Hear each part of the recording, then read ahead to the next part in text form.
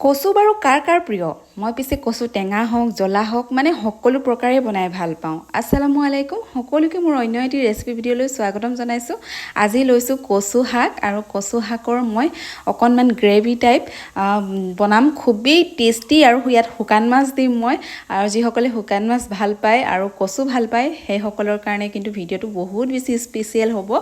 এফালে মই এটা সৰু কুকাৰত কচুখিনি দি নিমখ অকণমান দি পানী অকণমান দি চিটি মৰাই ল'ম 4-5টা মান চিটি মৰাই ল'ম যাতে কচুখিনি সিজি যায় আৰু এইফালে লৈছোঁ শুকান মাছ ধুনীয়াকৈ গৰম পানীত ধুই পখালি লৈ লৈছোঁ আৰু তাতে লৈছোঁ কণ বিলাহী আৰু বেছি বস্তুৰ প্ৰয়োজন নহয় কেৰাহীখন গৰম হৈ আহোঁতে তেল দি দিলোঁ তেলতে শুকান জলকীয়া কেইটামান দি দিছোঁ আৰু তাৰপিছত এটা পিঁয়াজ কাটি পেলাই দি দিলোঁ এইখিনি অকণমান ভাজিম ভজাৰ পাছত ইয়াতে দি দিম মই আদা নহৰু পেষ্ট আৰু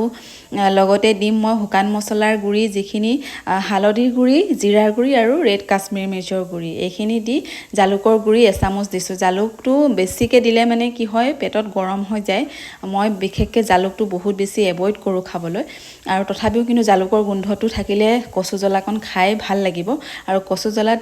জালুকটো বেছিকৈ দিয়া হয় মই পিছে অকণমান কমকৈ দিছোঁ মছলাখিনি ভাজি হোৱাৰ পাছত মই ইয়াতে শুকান মাছখিনি দিলোঁ আৰু নিমখ প্ৰয়োজন মতে দি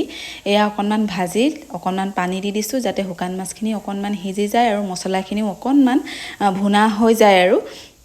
তাৰপিছত পুনৰ ঢাকনাখন খুলি পেলাই এবাৰ লৰাই দিছোঁ আৰু তাৰপিছত ইয়াতে দি দিম মই কণ বিলাহীখিনি আৰু এনেধৰণে বনালে যে ইমান বেছি টেষ্টি লাগে আপোনালোককতো কালি মই খাই কৈয়ে আছিলোঁ ন যে কিমান টেষ্টি লাগিছে এতিয়া মই সিজাই লোৱা কচুখিনিও দি দিলোঁ আৰু কণ বিলাহীখিনিও দি দিলোঁ দি পেলাই অকণমান লৰাই ঢাকনাখন মাৰি দিম তাৰপিছত পুনৰ 10 মিনিটৰ পাছত ঢাকনাখন খুলি আকৌ লৰাম তেনেকৈ 2-3 বাৰ মই পুনৰ ঢাকনাখন খুলি লৰাই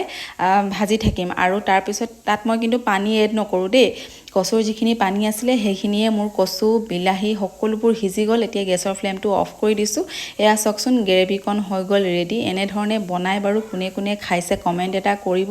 লগতে মই বনোৱা পদ্ধতিৰে এবাৰ বনাই খাই চাব তাৰপিছত মোক কমেণ্ট কৰি জনাব যে কেনেকুৱা পালে আজিৰ ভাত সাজ এয়া খুব তৃপ্তিৰে খালোঁ আমি